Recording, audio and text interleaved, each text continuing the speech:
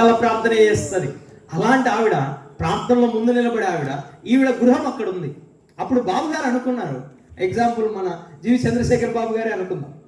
ఆయన అనుకున్నారు, ఇక్కడే కదా పక్కనే మన సంఘస్థురాలే కదా అని భావించి వాళ్ళ ఇంటికి వెళ్దాం, పరామర్శించి ప్రార్థన చేసి వెళ్ళిపోదాం అని అనుకున్నాడు.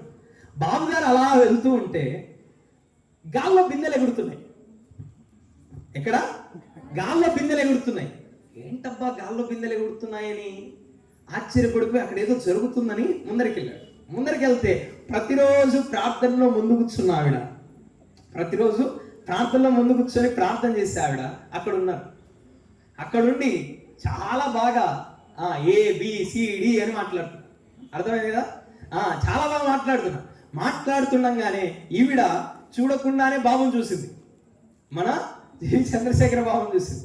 అమ్మో బాబు వస్తున్నాడు, నేను 10 రోజులు ప్రార్థన చేసుకుంటే ఇప్పుడు నేను ఇలా చూస్తుంటే రేపు పొద్దున వందనాలు చెప్పినా కూడా వందనాలు చెప్పాడు అనుకొని ఆవిడ ఏం చేసిందని అంటానే, ఆవిడ బాబు వస్తున్నాడని కామైపోయింది. కానీ ఎదుటిన్న ఆవిడ ఇంకా పెద్ద పెద్దగా ABCD పదాలను వాడుతుంది. ఈవిడ తట్టుకోలేక ఆ కోపాన్ని, ఆ ఉద్రేగాన్ని తట్టుకోలేక ఏమని చెప్తుందంటే, మీ అమ్మకు స్తోత్రం, మీ నాన్నకు స్తోత్రం, మీ తాతకు స్తోత్రం అన్న మొదలుపెట్టి ఒక్కసారి ఈవిడ ఆ పదాలను వాడంగానే ఎదుటిన్న ఈవిడ ఏదో కొత్త పదాలను నేర్చుకొని తిడుతుంది. అయితే మీ అబ్బకు స్తోత్రం, అయితే మీ తాతకు స్తోత్రం అని చెప్పడం ప్రారంభించింది. అంటే మన భక్తి జీవితం ఎలా ఉంటదనంటే, మనుషులకు కనబడాలని కాదు, మనుషులకు చూపించుకోవాలని కాదు. మోయాబును విడిచి వచ్చినటువంటి రూతు మనుషులకు కనబడాలని ప్రయత్నించలా, తన అత్తను కాపాడుకోవాలని ప్రయత్నించింది, తన అత్తను సంరక్షించుకోవాలని ప్రయత్నించింది.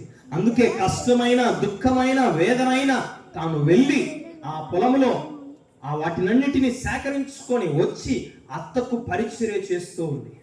ఈ దినాలలో అలాంటి అత్తగొడలు ఉన్నారా? మేబీ ఉండొచ్చేమో కొందరు.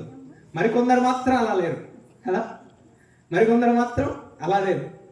దొరికితే జుట్టు పట్టుకొని కొడదామా అన్నట్టున్నారు.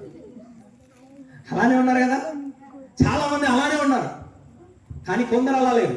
కొందరు ఎలా ఉన్నారంటే నయోమి రూతు వలె ఉన్నారు.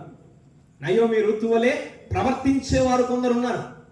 మేబీ మనలో కూడా కొందరు అలా మంచివారు ఉండొచ్చేమో, లేదంటే మనలో కూడా కొందరు అలాంటి వారు ఉండొచ్చేమో అలా. కానీ అత్తను ప్రేమించేటువంటి మనస్సు రూతుకి ఎలా వచ్చింది? అత్తను దగ్గరికి తీసుకునే మనస్సు రూతుకి ఎలా కలిగింది?